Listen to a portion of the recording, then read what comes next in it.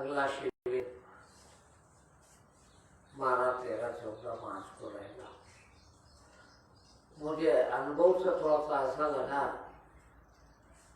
कि एक पहले जैसा हमारा सिस्टम था उसमें कुछ पक्का हो जाता था कि कोई आ रहा है कि नहीं। अभी हमने इसको ढीला छोड़ दिया तो कोई आता ही नहीं भाई, और पता नहीं लग पाता। तो मैं ऐसा सोचता हूँ कि सभी जिनको नाम लेना हो वो शिविर के पहले पहले नाम भेज दे और उन्हीं लोगों को शिविर में आना ही है। और इसका शुल्क रहेगा जैसा पहले रहता था 100 रुपये नाम लिखाने का।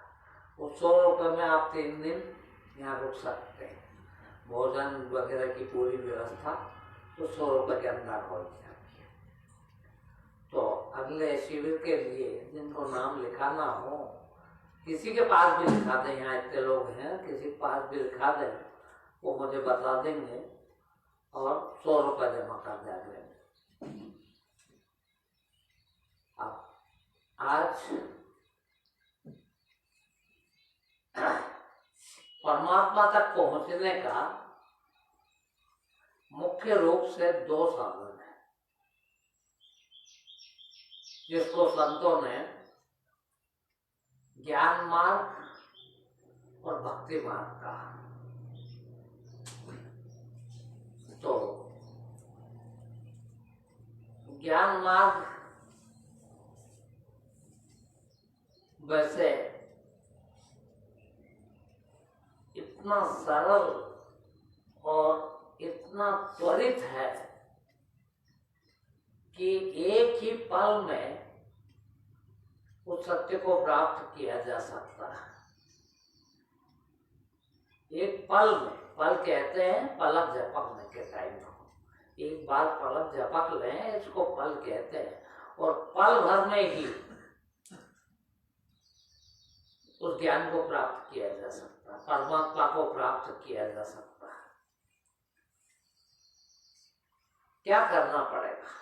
देखिए, 2 साधन है। एक साधन कुछ ना रह जाना। देखिए, एक साधन है कुछ भी ना रह जाना। दूसरा साधन है सब कुछ हो जाना। देखिए, जिसमें कुछ नहीं रह जाना परमात्मा प्राप्ति का साधन है, उसको ज्ञान मार्ग कहते हैं। मैं कुछ हो ही नहीं, कुछ भी नहीं। इसी को सांख्य बोलते हैं गीता के शब्दों में। श्रीमद् भागवत गीता में सांख्य योग बताया है। इसी को सांख्य योग कहते हैं कि हम कुछ न रह जाए, यानी अहंकार रहित हो जाए। कुछ भी हो जाना, कुछ भी रह जाना, अपने आप को कुछ भी मानना, कुछ भी समझना, वो अहंकार है। अब इस तो अहंकार के कई परिभाषाएं लोगों ने दी अलग अलग। मैं करना अहंकार है, अपना कुछ बताना अहंकार है, मगर हमको ये बात समझ में नहीं आती। सर्वथा शून्य हो जाना, कुछ भी नहीं। कहते हैं ना आप लोग, सिखा दिया किसी ने कि मैंने अपने को बड़प्पन बताना अहंकार है, तो फिर बताने लगता है नहीं साहब मैं तो कुछ नहीं हूँ, आपके चरणों की धूल हूँ। भाई धूल भी तो है ना, ये भी अहंकार है ना। हम नहीं समझते, हम इसको भी बताते हैं कि नहीं मैं तो बड़ा विनम्र हूँ, मैं तो कुछ नहीं हूँ, धूल ही तो बता। धूल भी क्यों है? हे का तो भाई ये सांख्य है। और अपने आप को सब कुछ बन जाना, परमात्मा ही हो जाना, ये भक्ति मार्ग है। अपने इष्ट पे एकाकार हो जाना और वो इष्ट ही बन जाना, भक्त होना, प्रेमी होना। देखिए, शुरू में प्रेमी होना, प्रेमी से भक्त होना और भक्त से भगवान हो जाना, ये भक्ति मार्ग है। कबीरदास जी ने इन दोनों मार्ग को दो अलग अलग दोहों में कहा। वो कहते हैं, हेरत हेरत है सखी रयो कबीर हिराए। देखते देखते कबीर गुम गया, हिरा गया। हेरत हेरत है सखी रयो कबीर हिराए। मुन समानी समुद्र में अब का ठहरी जाए। अभी कुछ भी थे, बूंद थे और समुद्र में गिर गई, तो बूंद को कैसे ढूंढा जाए। दूसरा साधन है, उसके लिए कबीरदास जी कहते हैं, हेरत हेरत है सखी रयो कबीर हिराए। समुद्र समाना बूंद में अब का ठहर जाए।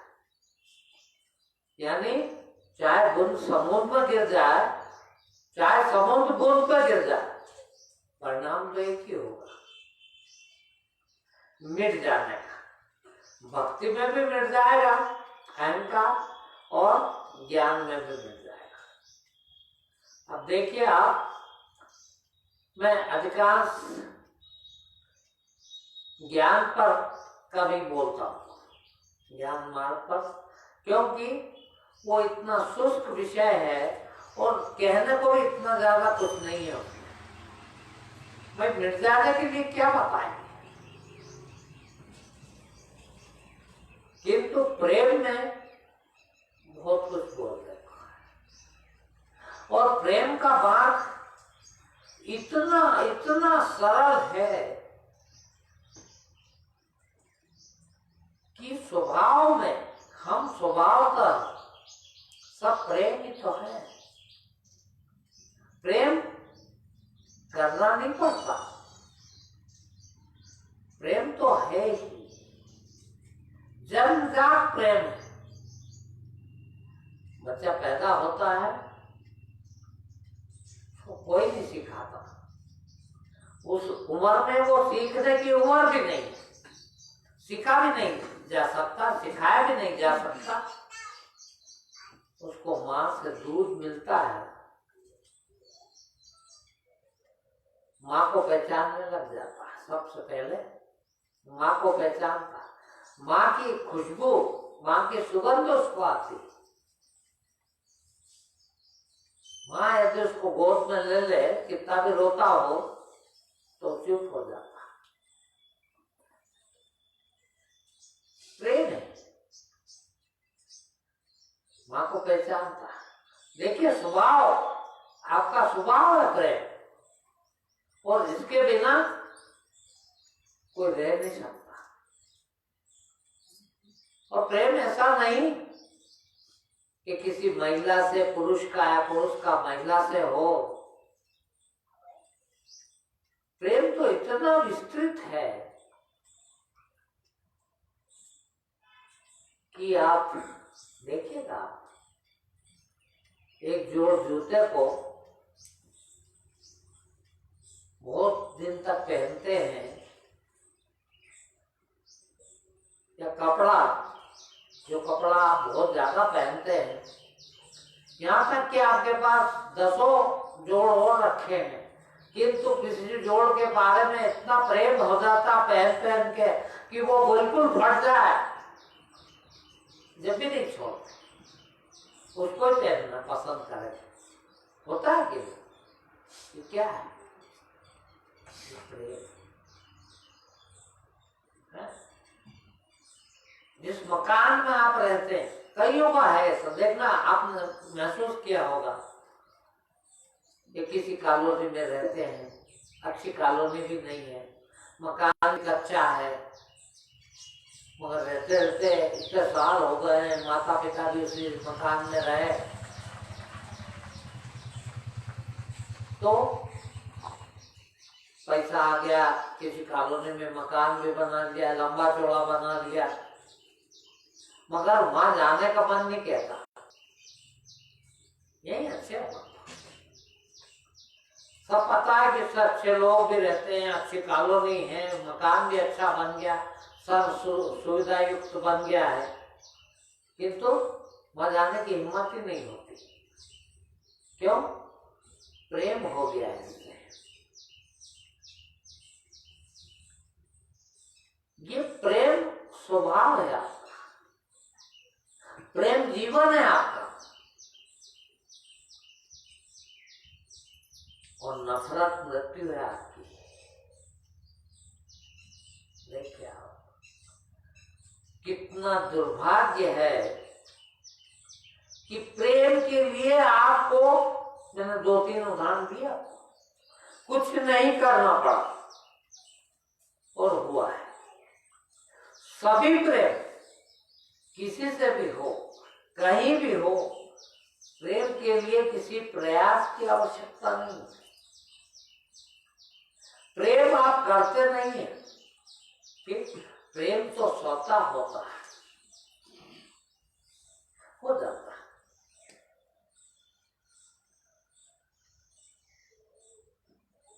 नफरत, थोड़ा ध्यान दीजिएगा, सबके अंदर है नफरत। और एक चीज और बता दूं मैं आपको, जितना प्रेम है उतनी नफरत है।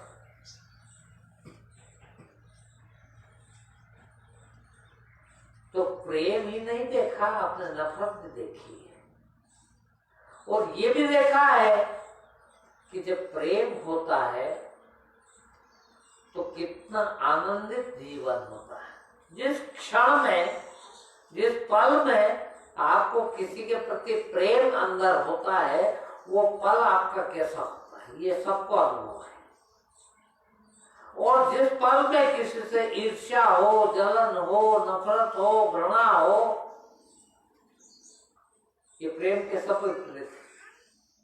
जिस क्षण में ये होता है, उस क्षण कितनी जलन होती, पूरा शरीर आग जैसा जलता है, भीतर जैसे कोई होली जल रही है, ऐसी जलन होती। सोचिए आप, ये जीवन और मृत्यु का फर्क है।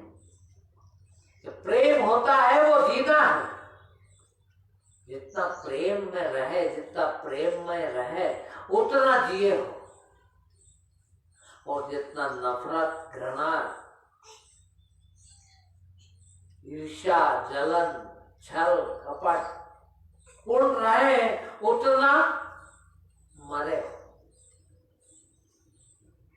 अब सोचिए आपके जिसके जीवन में ये नकारात्मक चीजें, छल, कपट इत्यादि हो ही ना,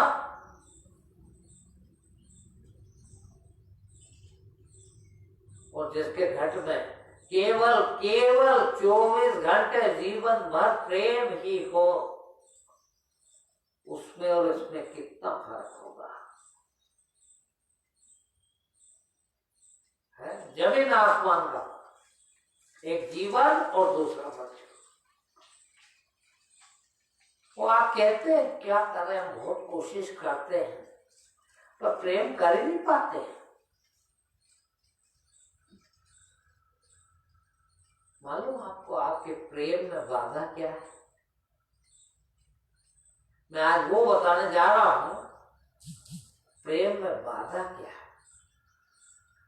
प्रेम भी आप जानते हैं, ईर्ष्या, जलन, घृणा, छल, कपट इत्यादि भी आप जानते हैं, और दोनों का फल भी आप जानते हैं, परिणाम क्या होता है ये भी आप जानते हैं, और दिन भर, रोज, जिंदगी भर से आप इसको अनुभव कर रहे हैं।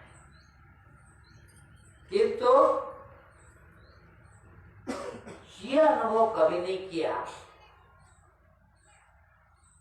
कि ये प्रेम समाप्त होगा और वो घृणा, नफरत, जलन, ईर्ष्या कैसे पैदा हो जाती है, काय से पैदा हो जाती है, ये बात महत्वपूर्ण है।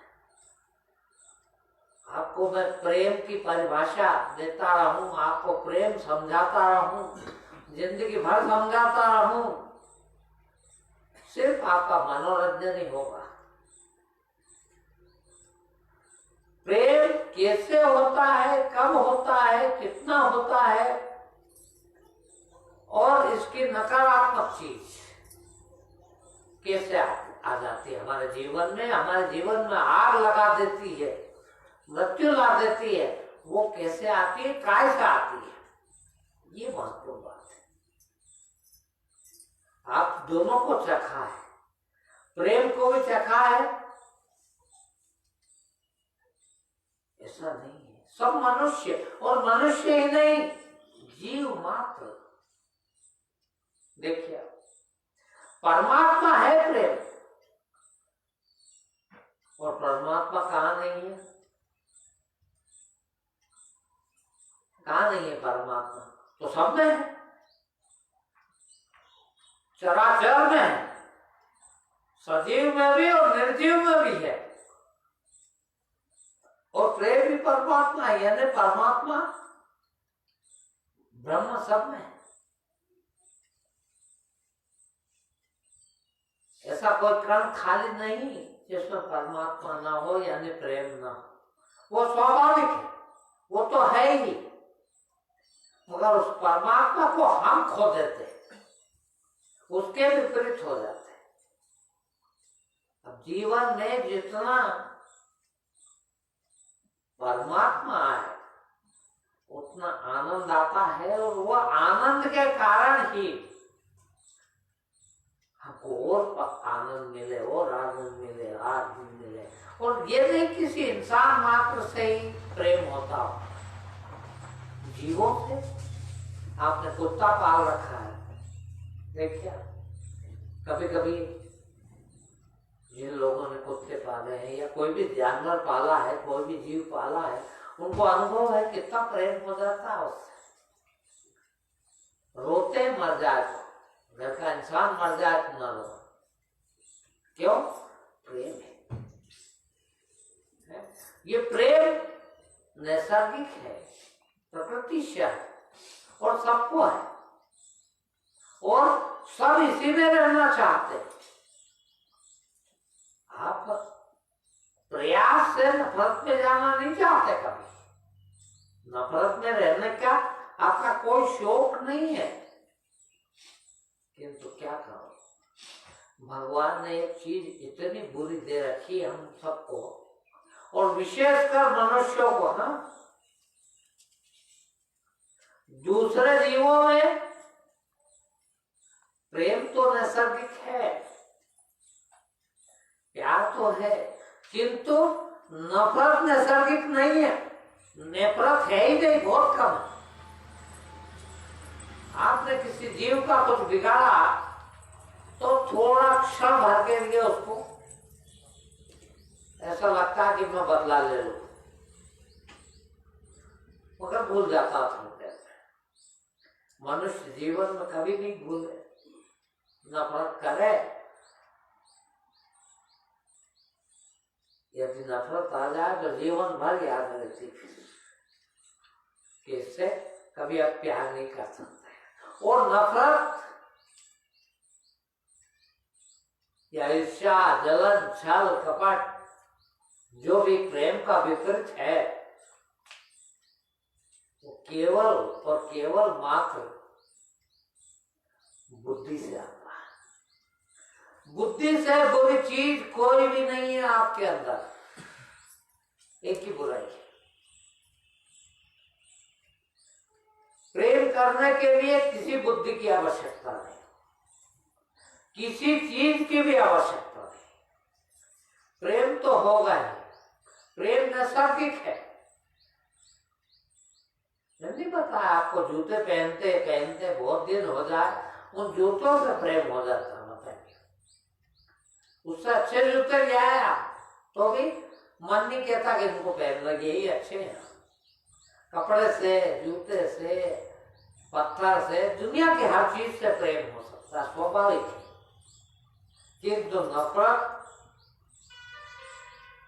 ये देखना पड़ता आपको कि मैं इस फला आदमी से प्रेम करूं कि नहीं, इस फला आदमी की योग्यता इतनी है कि नहीं है कि मेरे से प्रेम कर सके। ये सब जांच करता आदमी है। इसकी उम्र क्या, मेरी उम्र क्या है, इसका शरीर कैसा, मेरा शरीर ऐसा, कहीं भीतर हमारे कचरा भरा है? अरे यार अपन तो गोरे हैं, ये तो काला है, काले से कैसे प्रेम करें? खूबसूरत लगे तो प्रेम करो, देख लो है। अरे जर्जर अवस्था वालों देख लो, नेचुरल। आज आपके पास, आपके घर में पड़ोस के बच्चे, छोटा सा बच्चा है? अब ऊर्जा उसपे अभी असीम है, बड़ा खूबसूरत लगता है। उसको उठाने का, खिलाने का, प्यार करने का खूब इच्छा होती है। सबका बाप है, वृद्ध हो गए, चमड़ी लटक रही है, शल पड़ गए, आंख में कीचड़ आ रहा, नाक भी कभी कभी बहने को हो जाती, मन नहीं करता प्रेम करने को। देखिए क्यों, मालूम आपको क्यों? यहाँ बुद्धि, और यार अच्छा नहीं दिखता है, इससे कैसे प्रेम करें? अच्छा दिखना भी चाहिए ना, शर्त। प्रेम में शर्त प्रेम नहीं हो। यदि आपने सशर्त प्रेम किया है, वो प्रेम नहीं है, प्रेम की छाया है। और आपके पास अभी प्रेम आया ही नहीं। कभी जिंदगी में किसी ने प्रेम नहीं किया हो, ये जो कर रहे हो ना, अधिक से अधिक छाया है। आप कहोगे यार कैसी बात कर रहे हो, क्या बात करते हो? हम हमारी बहन से, हमारे भाई से, हमारे बेटे से, हमारी बेटी से, हमारे माता से, हमारे पिता से सच्चा प्रेम करते हो? नहीं करते हो। सच्चा प्रेम करते हो, देख लेना, मैं सच्चे प्रेम की परिभाषा बता रहा हूं। जिससे भी प्रेम आए, प्रेम तो दिखता है कि मेरा इससे प्रेम है, उस समय भीतर एक प्रश्न उठा लेना कि मैं इससे प्रेम क्यों करता हूं, बस। और क्यों का उत्तर मिल जाए तो समझना कि ये प्रेम नहीं है। कारण देख, कारण देख के प्रेम कर रहे हो, यानी उस कारण से प्रेम कर रहे हो। अभी आपको कोई अनजान व्यक्ति से प्रेम हो जाए, आपसे पूछा जाए क्यों, इससे प्रेम क्यों, और आपको अन्य मेरे को वो अच्छा लगता है। देख क्या अच्छा लगता है? नहीं बोले वो पता नहीं क्यों उसका चेहरा बड़ा खूबसूरत दिखता है। अब ये प्रेम क्या है? प्रेम नहीं है। फिर उसकी खूबसूरती आपने ये मान रखा, आपके बुद्धि में ये है कि ऐसे सूरत वाले से प्रेम किया जा सकता है, ऐसा अच्छा सुहाना लगता है। प्रेम नहीं है, शर्त है ना। खूबसूरत है तो प्रेम करते, बेटा है तो प्रेम करते, बेटी है तो प्रेम करते, पत्नी है तो प्रेम करते, पति है तो प्रेम करते। प्रेम कहाँ है? तो वो स्थिति है आपकी कि आप प्रेम के बिना रह नहीं सकते। और कोई शर्त नहीं, जीव से भी और निर्जीव से भी, फूल से भी उतना ही प्रेम और कांटे से भी उतना ही प्रेम। फूल से प्रेम है क्योंकि ये खूबसूरत है, प्रेम से फूल से प्रेम है क्योंकि ये सुगंध देता है, कोमल है। कांटे से इसलिए नफरत है कि ये चुभता है। यानी नफरत का भी कारण और प्रेम का भी कारण वो प्रेम नहीं है। देखना आपका आज नहीं तो कल टूट जाएगा, नफरत में बदल जाएगा। आप कहते ना हम इतने अच्छे दोस्त थे कि एक दूसरे को देखे बिना भोजन नहीं कर पाते थे। आज ये हालत है कि हम एक दूसरे के दुश्मन हैं, जानी दुश्मन। वो दिख जाए तो मन कहता है इसके प्राण ले लो। क्या हुआ भाई? एक बार तुम्हारा इतना प्रेम था कि एक दूसरे को देखे बिना जिंदा नहीं रह सकते थे, आज क्या हो गया? आज प्राण लेने को तैयार है। क्यों? प्रेम था ही नहीं, कारण से प्रेम था। कोई विशेष चीज उसकी पसंद आ गई, यार ये तो रोज चाय पिलाता है, ये खिलाता पिलाता है, खर्च करता मेरे पे, प्रेम हो गया। किससे? उससे नहीं हुआ हो, वो खाने पीने से हो गया। अब जिस दिन खाना पीना नहीं मिलेगा उस दिन उससे नफरत हो जाएगी। या ये समझ में आ जाए, बुद्धि आ गई। हाँ, बुद्धि बीच में आ गई, और यार अब समझ में आया मेरे को ये क्यों खिलाता था, इसका तो इसमें ये लालच था, इसीलिए खिलाता पिलाता था। उस दिन वो दुश्मन, बुद्धि आ गई बीच में। ये बुद्धि से बड़ा आपका दुश्मन आपके जीवन में कोई नहीं है। सब मनुष्यों को तनाव सबसे ज्यादा तकलीफ देता है। देखना आप क्या चाहते हैं, मनुष्य क्या चाहता, सारा जीव क्या चाहते हैं? आत्मिक शांति, परम शांति। शांति किसको कहते हैं? तनाव रहित हो जाएं उसको शांति कहते हैं। आपके जीवन में लेश मात्र तनाव एक क्षण का भी न रह जाए, आप परम शांति को प्राप्त हो गए। आपके जीवन में पल पल पूरे जीवन भर लगातार तनाव में जी रहे हैं, इसका कारण मालूम आपको? बुद्धि से जी रहे हैं। बुद्धिमान आदमी कभी बेचारा शांति में नहीं रह सकता।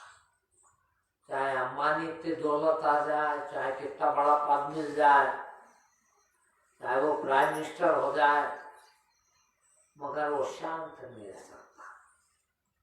शांति नहीं है उसके पास, क्योंकि बुद्धि हर चीज को नापती तोलती है। बुद्धि का काम ही है कि वो नाप तोल करती है, कितना और मेरा तो इतना। आप कहते हैं ना, कितना भी प्रेम करते हो पत्नी से भी, पर वो क्या हो गया, 10 साल होगा शादी को, अभी तक तो एक साड़ी नहीं दिलवाई आपने। मेरे तो कभी जिंदगी हो गई, मेरा आदमी ने कभी मेरी बात ही नहीं मानी। तो प्रेम है, अपेक्षा कैसे? जहाँ प्रेम है वहां अपेक्षा कैसी? जिससे प्रेम है, जहां प्रेम है उससे अच्छा दुनिया में कुछ हो ही नहीं सकता। देखिए, और प्रेम किसी एक से, किसी विशेष से हो नहीं सकता। यदि है तो कोई खासियत देखी तो है, सशर्त है वो। प्रेम तो स्वभाव है, और स्वभाव यदि प्रेम बन जाए आपका, फिर मैं आपको कई बार सुना चुका राबिया की कहानी। एक सूफी संत हुई है, उसका नाम राबिया था, बड़ी ज्ञानी थी, जंगल में अकेली रहती थी, घनघोर जंगल, बियाबान जंगल। एक बार उसका भाई भी ज्ञानी था और वो उसके यहाँ मेहमान चला गया। वो कुछ बाहर बगीचा था, झोपड़ी के, वहां कुछ काम कर रहे थे। भाई भीतर बैठा था, उसने उसकी किताब कुरान शरीफ उठा के पढ़ने लग गया। उसमें उसने देखा कि एक लाइन कटी हुई थी। उसने कहा, बाप रे बाप, ये काय की भगत, ये काय की ज्ञानी। ज्ञान तो कहता है कि कुरान में नुक्ताचीनी कुफ्र है, पाप है। एक नुक्ता कहते हैं बिंदु को, पॉइंट को। एक नुक्ता न बढ़ा सकते हैं न कम कर सकते हैं।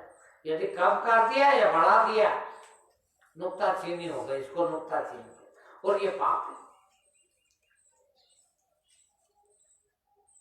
और एक नुक्ता, एक बिंदु, एक पॉइंट न बढ़ा सकते हैं न कम कर सकते हैं, और इसने तो पूरी लाइन ही काट दी। ये काय की ज्ञान, ये काय की धार्मिक। उसको बुलाया, राबिया जा, बोले बोलो। बोले मेरे को तो ऐसा लग रहा है कि तूने धर्म नाम की चीज ही नहीं तेरे में है, तू काय की ज्ञान। बोले क्या हो गया। बोले कुरान शरीफ में नुक्ताचीनी पाप है, मालूम है कि नहीं तेरे को। बोल हाँ मालूम। बोले फिर तेरी कुरान शरीफ में मैंने देखा एक लाइन कटी हुई है, ये तो कैसे कर सकी कि तूने नहीं की, कोई और न कर जाए। उन्होंने कहा मैंने की। यार झूठ नहीं बोलता था, मैंने किए। बोले तू कैसे कर पाई फिर ऐसा। बोले ऐसा इसलिए हुआ है कि यहाँ लिखा हुआ था कि शैतान से नफरत करो, और वो मेरे से होता नहीं। नफरत में किसी से कर ही नहीं सकती, अब मेरे में है ही नहीं वो, कैसे करो। और इसमें लिखा शैतान से नफरत करो, अब मैं कैसे करूं। इसलिए मैंने इसको कहा दिया कि मैं नहीं कर सकता। तो जो प्यार करते हैं, जो प्रेम करते हैं, वो नफरत कर ही नहीं सकते। यदि आप क्रोध करते हैं, घृणा करते हैं, नफरत आती है, ईर्ष्या होती है, जलन होती है, तो अभी प्रेम करते ही नहीं हो। प्रेम करने वाला तो कभी नफरत कर ही नहीं सकता। अब सोच लीजिए आप, और बुद्धिमान कभी नफरत न करे, ऐसा हो ही नहीं सकता। प्यार भी करता है यदि थोड़ा बहुत छाया वाला, वो भी उसकी फितरत है, चालबाजी है, किसी कारणवश करता। प्यार अभी है ही नहीं उसके पास। प्यार हो तो नफरत कहाँ, जगह कहाँ उसकी। और इसी प्रकार कोई भी सकारात्मक यदि है आपके अंदर तो नकारात्मक नहीं है, और सकारात्मक और नकारात्मक दोनों है तो अभी ज्ञान नहीं है, बुद्धि है।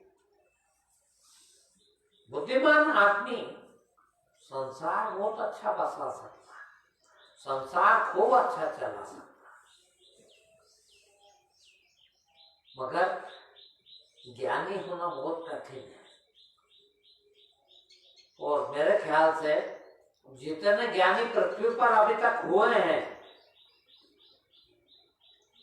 उनमें से अनपढ़ ज्यादा ज्ञानी हुए।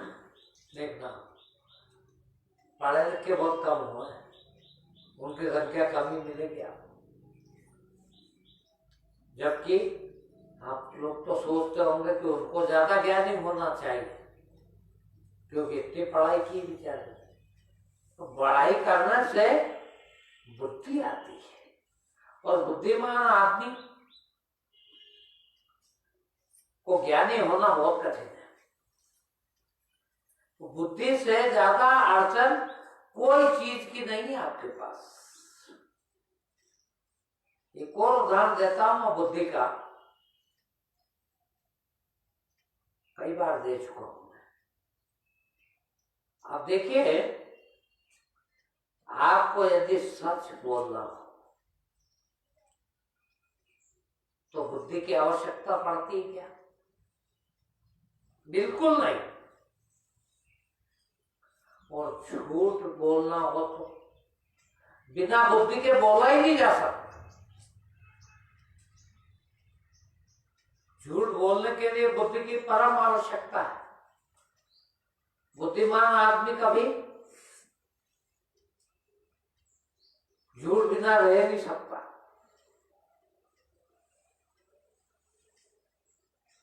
और जिसको बुद्धि बिल्कुल नहीं, वो कभी झूठ बोल ही नहीं सकता।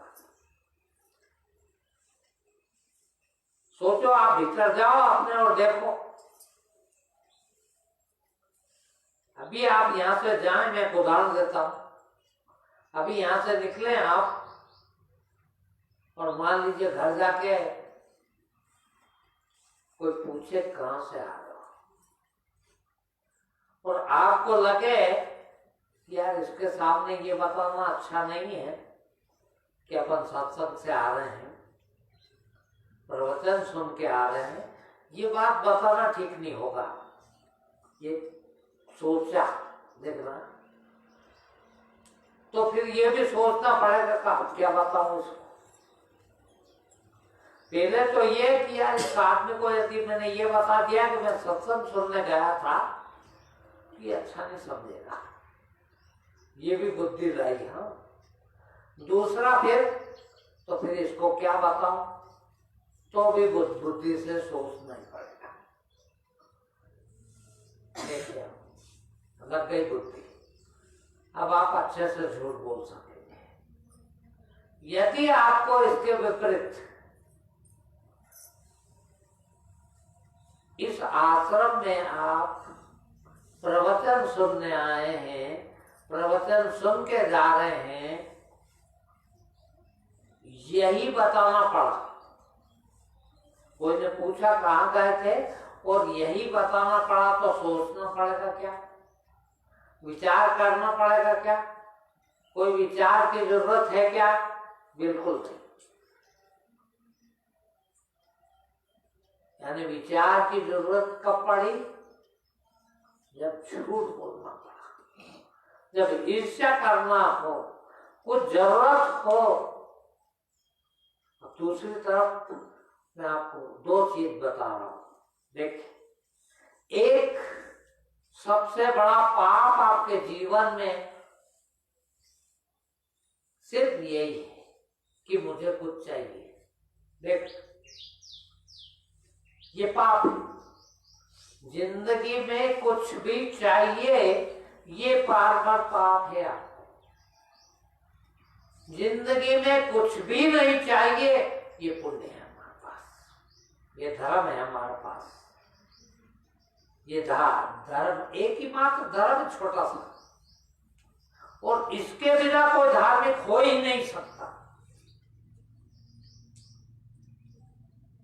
जो भी आज तक धार्मिक हुए वो सब भगवान हुए हों, वही भगवान हुआ, उनको पूजा गया, उनके मंदिर बन गए, और वही मंदिर बने, उन्हीं लोगों के मंदिर बने हैं जिनको कभी कुछ नहीं चाहिए होता। यदि लेश मात्र भी आपको चाहिए है, ये पाप है। आप धार्मिक बिल्कुल नहीं है, बिल्कुल भी नहीं है। ये मत सोचिएगा कभी कि क्या बात करते हो, रोज मंदिर जाते हैं, दिन भर पूजा करते हैं, हम दिन भर भजन गाते हैं, दिन भर माला फेरते हैं, हम तो धार्मिक है। कुछ भी चाहिए है तो धार्मिक, और चाहिए बुद्धि लाती है। यदि बुद्धि ना हो उस आदमी को कुछ नहीं चाहिए, कुछ नहीं। और बुद्धि जब तक जाए नहीं, खत्म ना हो जाए, तब तक कोई धार्मिक नहीं हो सकता। मैं रोज ऐसी बात कहता हूँ, हर प्रवचन में ऐसी बात कहता हूँ, और सिर्फ यही कारण है कि इतने से लोग 22 साल में इकट्ठे कर पाया। लाखों की भीड़ लगती है, आप प्रवचन सुनते जाते हो, वो ये बात कभी नहीं सुनाते आपको, कोई नहीं सुनाएगा, बल्कि वो खुद भी चाहिए उसी पे देते हैं। चाहिए है तो संसारी, और जिस दिन न चाहिए, चाह गई चिंता गई, मनवा भया बेपरवा, जाको नहीं है चाह वो है शाह का शाह, बादशाह का बादशाह, परमात्मा। और मुझे बता दीजिए, मैं सबसे पूरी दुनिया से ये चुनौतीपूर्ण बात कहता हूं कि ऐसा किसी एक भगवान को बता दीजिए जिसके जीवन में कुछ चाह थी। जितने भी भगवान हुए उनकी बड़ी लीलाएं हैं, बड़ी चरित्र चित्रण है, और आप सब जानते हैं, रोज पढ़ते हैं, रोज सुनते हैं कथाओं में उनके चरित्र चित्रण। बताइए, हम कृष्ण को भगवान मानते हैं, कुछ चाहिए था उसको कभी? बता दो, कुछ उसके 125 साल की जिंदगी हुई, उसको कभी चाहिए था क्या? नहीं, इसलिए भगवान हुआ। कबीर के हजारों भजन, हजारों दोहे, किसी में कुछ चाहा देखिए आपने? कुछ मांग हो, तुम्हारे तो हर भजन मांगे, हे प्रभु आनंद आता ज्ञान हमको दीजिए, ये भजन नहीं हो, मांग है। तुम तो प्रार्थना का अर्थ ही क्या समझते हो? मांग। और मांग कहां से उठती? बुद्धि से। बुद्धि नहीं हो तो मांग की जरूरत ही नहीं। और तुम्हारे अंदर कितनी मांग है मालूम? तुमको तो ये भी नहीं पता। 24 घंटे लगातार जिंदगी भर मांग चल रही। अब ये मिल जाए तो अच्छा, अब ये मिल जाए तो अच्छा, अब ये मिल जाए। विचार चलते कि नहीं, कि बंद हो जाते कभी? वो विचार क्या है? सब मांग ही तो है, चाहिए ही तो है। जिसकी मांग खत्म हो गई उसके अंदर विचार नहीं आते, विचार चलते ही नहीं, बस परम शांति उसी को कहते हैं। अब मुझे वो हजारों भजन में से, हजारों दोहे में से कोई एक बता दो कि मीरा ने ये मांगा, कबीर ने ये मांगा। कबीर को इस बात की चाहत थी, है? कृष्ण को इस बात की चाहत थी, वही लोग भगवान हुए। भगवान होने में क्या बाकी है आपको? बस सिर्फ एक बस। भगवान को कोई मांग नहीं होती कभी, और आपकी कभी मांग नहीं जाती। इतना फर्क है। ये फर्क कट जाए तो भगवान। और ऐसा भी नहीं देखिए कि पूरा संसार कह जाएगा जब भगवान बने। आज अभी हाथ चली जाए मानो, आप खुद छाते ठोक के कहो कि हाँ मैं भगवान हूं, एक बीमार। कबीर का एक भजन है, एक लाइन, वो कहते हैं गुरु सब दाता कोई नहीं, सब मांगण हारा, सारा जग मांगण हारा। गुरु को दाता क्यों कहा? दाता वो जो कभी नहीं मांगता। मालिक कहते भगवान, कहते मालिक क्यों कहते? इसलिए कहते हैं कि वो कुछ नहीं मांगता, कभी नहीं मांगता, इसलिए मालिक कहते। आदमी या तो मालिक हो सकता है या भिखारी हो सकता है, बस बीच में कुछ नहीं हो सकता। जब तक मांग है हमारे भीतर, जब तक हम भिखारी हैं। जिस दिन मांग चली गई उस दिन दाता होगा, उस दिन गुरु होगा। सब भगवान गुरु होते हैं, गुरु ही भगवान है, भगवान ही गुरु है। तो यदि गुरु बनना है, भगवान बनना है, जिसकी कि आपको सभी मनुष्यों को, सभी को उसकी संभावना है। भगवान बनने की संभावना सबकी है। ऐसा नहीं कि वो फला घर पैदा हो गया तो भगवान बनेगा, या इतना पैसे वाला है तो भगवान बनेगा, या राजा का बेटा है तो भगवान बनेगा, या गरीब का बेटा है तो भगवान बनेगा। ऐसा कुछ नहीं। जो भिखारी है वही मालिक भी हो सकता है। भाई देखिए, आप खुद को अनुभव है, और मैं कई बार कहता हूं, आप यहाँ इतने लोग बैठे हैं, सबकी मांग बराबर है क्या? नहीं। किसी किसी की बहुत ज्यादा है, किसी किसी की बहुत कम है। किसी को 40 जोड़ कपड़े घर में पड़े हैं, इसके बाद भी अभी और चाहिए, और किसी के पास 2 जोड़ है तो काफी है, एक धो लेंगे, एक पहन लेंगे, क्या करेंगे? है कि नहीं? वो चाहे तो अभी भिखारी, मांगता कौन है? जिसको चाहे वो मांगता, और जो मांगता है वो मांगता, और जिसको कुछ नहीं चाहिए वो। एक बच्चा हमारे पास आता है, बेचारा अनपढ़ भी है और बहुत गरीब है, और दिमाग बहुत तेज है उसका। एक बार मेरे से आके कहता कि मुझे एक बात बताओ, ना तो मैं पढ़ा लिखा, ना मैं पैसे वाला, ना कोई हुनर मेरे हाथ में, मैं दुनिया का सबसे बड़ा आदमी बन सकता हूँ क्या? मैंने कहा बिल्कुल, आज की तारीख में ही बन जाए, भी हाल बन जाए। बोलो वो कैसे? अभी हाल 1 सेकंड में तो सबसे बड़ा आदमी बन जाता। बोल कैसे? मैंने कहा तू ये बता कि आज तक तूने किसी आदमी को कभी ऐसा देखा जिसकी कोई जरूरत ना हो, कोई चाहत ना हो? ऐसा कोई आदमी देखा आज तक? बोले नहीं देखा। और मैंने कहा ऐसा हो जाए तो वो आदमी सबसे अलग होगा कि नहीं, सबसे बड़ा होगा कि? बोल हो सकता है। तो मैंने कहा मत चाहो भाई, चाहते भी तो तुम ही हो, मत चाहो, जैसे चाहते हो वैसे चाहना बंद करो।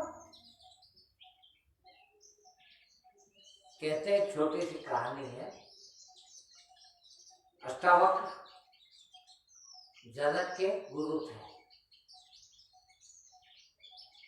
उन्हें कहीं पढ़ रखा था। अष्टावक्र जनक भी बहुत ज्ञानी थे, कई 100 सालों से कई सैकड़ों सालों से कई ब्रह्मज्ञानियों से एक साथ ज्ञान प्राप्त कर रहे थे।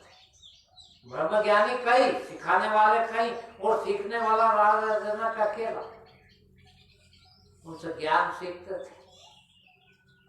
एक बार खुदा न खास्ता अष्टावक्र 12 साल का लड़का, संपूर्ण ज्ञानी, 8 जगह से शरीर टेढ़ा मेढ़ा, वो दरबार में चला गया।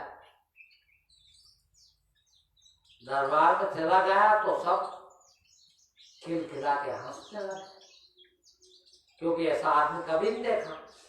8 जगह टेढ़ा आदमी आपने भी शायद कभी नहीं देखा, और देख लो तो हंसी छूट जाए। अब सब लोग हंसी छूट गई और सब हंसने लगे, और सब जब हंस चुके तो अष्टावक्र ठाके मार के अकेला हंसने लगा। तो जनक ने कहा कि भैया पहली बात तो आप है कौन, और दूसरा ये कि ये इतने ज्ञानी लोग हंसे, ये तो बात समझ में आती है। ये तो हम समझ गए कि ये लोग क्यों हंसे, किंतु तुम क्यों हंसे? ये सब बंद हो गया हंसना, तो तुम अकेले ही ठाके बात हंस रहे थे, तुम क्यों हंस रहे थे? उसने कहा राजा, मैं तेरी बुद्धि पर हंस रहा था कि तू सैकड़ों सालों से ब्रह्म ज्ञान ले रहा है इन चमारों से।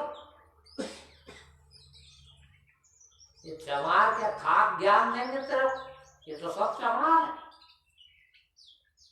ज्ञान नहीं है। सोचिए आप, वो जमाना और राजा जनक जैसे ज्ञानी को ज्ञान देने वाले ब्रह्म ज्ञानी सैकड़ों, उनको कोई बालक जो 8 जगह से टेढ़ा, वो चमार कह रहे हैं। कितना बुरा लगना चाहिए। सब हाथ बबूला होगा, इसको सजा मिलना चाहिए, और सजा मौत से कम नहीं होना चाहिए। इसने हमारा सबका अपमान किया ब्रह्म ज्ञानी। उससे पूछा कि भाई ऐसा क्यों कहा तुमने? बोल क्या करता है? ये क्या देख के इनको हंसी आई? क्या देखा इनने? शरीर 8 जगह से टेढ़ा, और शरीर क्या है? चमड़ा। और चमड़ा कौन देखता है? चमड़ा। तो क्या गलत कहा मैंने इनको? यदि ये ब्रह्म ज्ञानी होता तो क्या वो ब्रह्म मेरे अंदर नहीं है? और यदि वो ब्रह्म देखा होता इनने, तो हंसी किस बात की आती? जनक ने पांव पकड़ लिए उनके, तो वाह गुरु, आप हो गुरु के लायक, इनको क्या सजा दूंगे? बोले इनको छोड़ दो, मुक्त कर दो, यही सजा इनकी।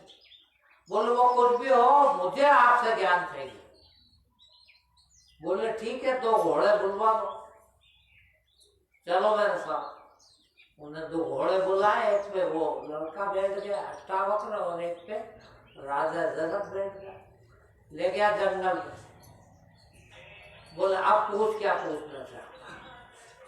बोले मैं ये पूछना चाहता हूँ कि मैंने पढ़ा है शास्त्रों में कि घोड़े के रकाब में एक पांव डाले और दूसरे में डालने जाए, इतने देर में ब्रह्म ज्ञान हो सकता है। मुझे वो ब्रह्म ज्ञान चाहिए, और वो इतनी देर में चाहिए। उन्होंने कहा कि इसके आगे क्या पढ़ा तुमने? उन्होंने कहा मैंने ये भी पढ़ा, जो गुरु के सामने, गुरु के समक्ष पूर्ण समर्पण कर दे, उसको कि ये ज्ञान लिया जा सकता है। तो उन्होंने कहा किया क्या आपने समर्पण? बोला हाँ, मैं पूरी तरह से समर्पित होता हूँ। आज के बाद जो गुरु कहेंगे वही करूंगा, उसके अलावा कोई इच्छा नहीं करूंगा अपनी। गुरु इच्छा ही मेरी इच्छा है बस। उन्होंने कहा ठीक है। फिर उन्होंने कहा कि विषयों को विष के समान समझ कर त्याग। उन्होंने कहा हाँ, आज के बाद किसी भी विषयों के प्रति कोई लगाव नहीं रखूंगा, त्याग दिया। जैसे विषय त्यागे वैसे इच्छाएं समाप्त हो गई, और इच्छाएं समाप्त हो गई उस दिन से जनक विदेही हो गए। देह में रह के भी, राजपाट करके भी ज्ञानी हो गए। उस एक क्षण में ज्ञानी हुआ जा सकता है, यदि वो बुद्धि निकाल दे तो। ठीक है, आज इतना ही।